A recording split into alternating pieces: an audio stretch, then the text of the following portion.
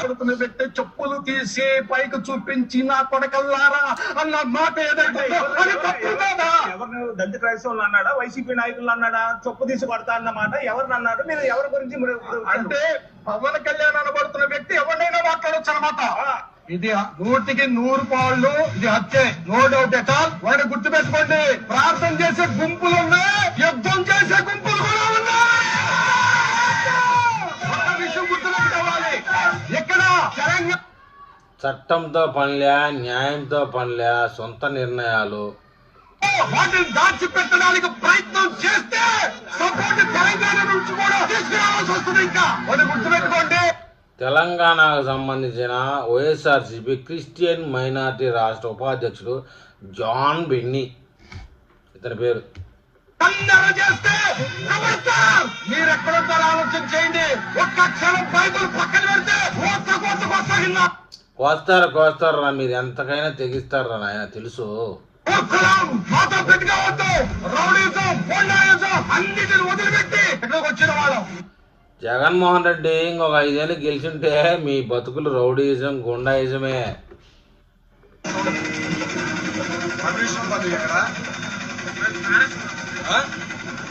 చూడండి, రోడ్లో ఇది ఒక రకంగా బెగ్గింగ్ అనమాట. దేవుడి పేరు చెప్పి వాళ్ళని కూడా ఆపి ఈ క్రిస్టియన్ సామ్రాజ్య నాయకుడు వాళ్ళని బెదిరిస్తాడు. సౌండ్ ఆపండి, ముందు సౌండ్ ఆపండి, హిందుత్వాన్ని ఆపండి.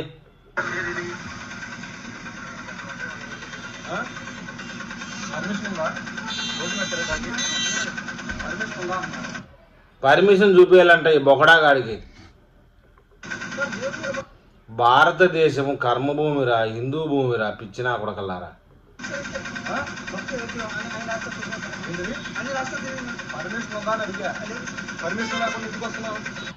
సార్ కొడక పర్మిషన్ ఇస్తారు మీకు.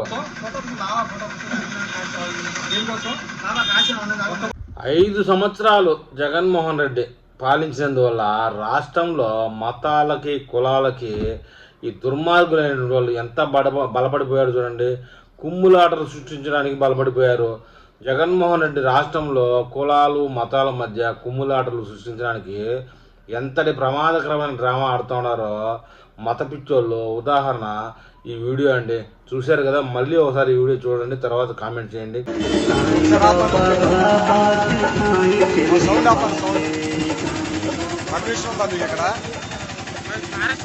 కొడుకుని పెట్టి చెప్పులు తీసి పైకి చూపించి నా కొడకల్లారా అన్న మాట ఏదైతే ఎవరిని దళిత క్రైస్తవులు అన్నాడా, వైసీపీ నాయకులు అన్నాడా, చెప్పు తీసి కొడతా అన్నమాట ఎవరిని అన్నాడు? మీరు ఎవరి గురించి అంటే పవన్ కళ్యాణ్ అనబడుతున్న వ్యక్తి ఎవరినైనా మాట్లాడొచ్చు అనమాట.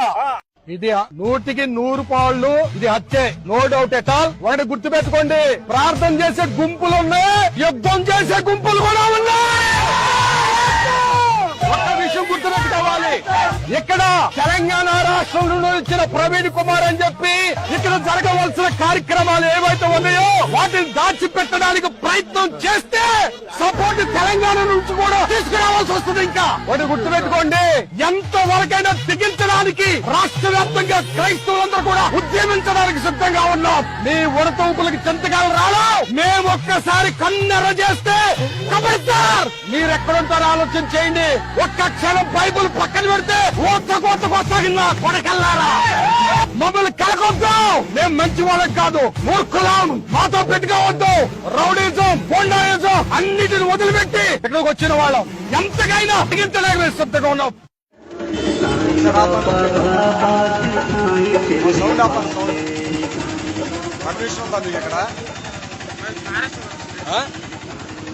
పర్మిషన్ ఉందా అన్న? ఇది రోడ్డు మీద తిరగడానికి, రోడ్డు మీద తిరగడం పర్మిషన్ ఉందా? ఆప సౌండ్. అవును, నీకు పర్మిషన్ ఉందా? సౌండ్ ఆపను, సౌండ్ ఆపను, సౌండ్ ఆపు, సౌండ్ ఆపు.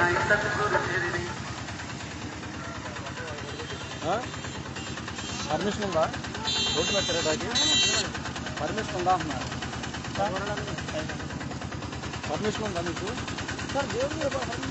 మామూలుగా పర్మిషన్ ఉందా? పర్మిషన్ లేకుండా ఎలా వస్తున్నారు మీరు రోడ్డు మీదకి? ఏంటిది? పర్మిషన్ ఉందా అని అడిగా. పర్మిషన్ లేకుండా ఇంటికి వస్తున్నావు?